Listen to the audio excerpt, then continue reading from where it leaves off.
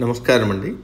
అంతర్యామిలో ఈరోజు అంశం పుణ్యం నైపుణ్యం. మనకు అందించిన వారు తల్లాప్రగడ గోపాలకృష్ణ గారు.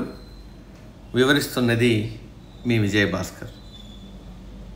పుణ్యం లోకాంతర మార్గాన్ని చూపిస్తుంది. బలి చక్రవర్తి తన ధనాన్ని, అధికారాన్ని త్యాగం చేసి పుణ్యాత్ముడిగా నిలిచాడు.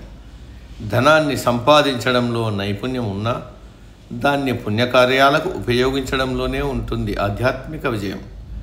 నైపుణ్యానికి రుజువర్తన జతకూడితే అది ప్రపంచానికి మేలు చేస్తుంది. పుణ్యం అనేది ధర్మపథంలో చేసిన సత్కార్యాలకు సంకేతం. నైపుణ్యమేమో మన శక్తి సామర్థ్యాలను మెరుగుపరుచుకునే క్రమంలో సాధించే అభివృద్ధి. ఈ రెండు అంశాలు భిన్నమైనవైనా ఆధ్యాత్మిక జీవితంలో పరస్పర అనుబంధంతో నడుస్తాయి.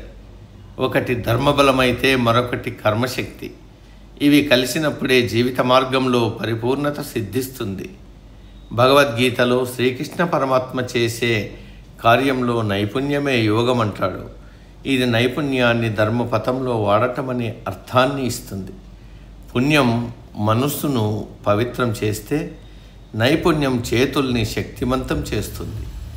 పుణ్యంతో ఉన్న దిశ, నైపుణ్యంతో ఉన్న దృష్టి కలిసినప్పుడే జీవితం ఆధ్యాత్మిక గమ్యాన్ని చేరుతుంది. ఈ రెండు లక్షణాల సమన్వయం యోగ్యుణ్ణి తయారు చేస్తుంది. మన ప్రవర్తన, నైపుణ్యం, ధర్మం కలిసినప్పుడే పరమార్థాన్ని సాధించగలం.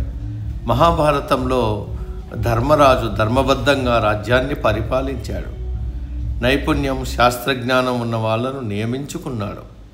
సమర్థుడిగా గుర్తింపు తెచ్చుకున్నాడు. కర్తవ్యనిష్ట, సామర్థ్యం, దయ, ధర్మం అన్నింటి సమన్వయమూర్తి శ్రీరాముడు. పుణ్యం, నైపుణ్యం రెండు మనిషిని దైవత్వానికి దగ్గర చేసే మార్గాలు. ఆధ్యాత్మిక జీవితం అంటే కేవలం ధ్యానము, పూజలు మాత్రమే కాదు. సమాజ శ్రేయస్సుకు ఉపయోగపడే విధంగా పుణ్య నైపుణ్యాలను సమన్వయపరిచి జీవించడం. నైపుణ్యం నేర్పరితనాన్ని సూచిస్తుంది. కొందరి నైపుణ్యం వారిని అందలమెక్కిస్తుంది, కుబేరుల్ని చేస్తుంది, వ్యక్తిగత ప్రయోజనాలను సిద్ధింపజేస్తుంది. మరికొందరి నైపుణ్యం నూతన ఆవిష్కరణలకు శ్రీకారం చుడుతుంది, దేశాభివృద్ధికి దోహదం చేస్తుంది, ఇతరులకు మార్గదర్శనం చేస్తుంది, ఆపదలో ఉన్న వారిని ఆదుకుంటుంది. ఒక బోరుబావిలో పడిన బాలుని రక్షించడానికి నిపుణులు అవసరమవుతారు. దేశ రక్షణకు అవసరమైన ఆయుధ సామాగ్రి తయారు చేయడానికి మేధావుల తోడ్పాటు కావాలి. ఇలాంటి వారి జీవితాలే ధన్యమవుతాయి. పురుషులందు పుణ్యపురుషులు వేరయ్యా అన్నాడు వేమన. ధర్మాన్ని రక్షించే పుణ్యపురుషుల శక్తి దేశాన్ని రక్షిస్తుంది, శాంతి సౌభాగ్యాలతో వికసింపజేస్తుంది. పుణ్యపురుషులకు నైపుణ్యం తోడైతేనే లోక కళ్యాణం సాధ్యమవుతుంది. ఈ రెండు కలిసినప్పుడే మనిషి జీవనయానం నాణ్యతతో శోభిల్లుతుంది. పుణ్యంతో నైతికత,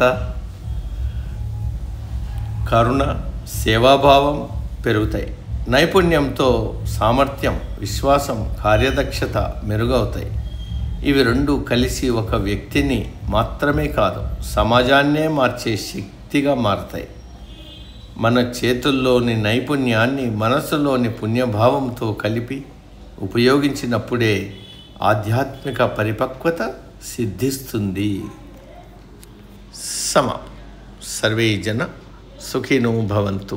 అందరూ బాగుండాలి, అందులో మనము ఉంటాం.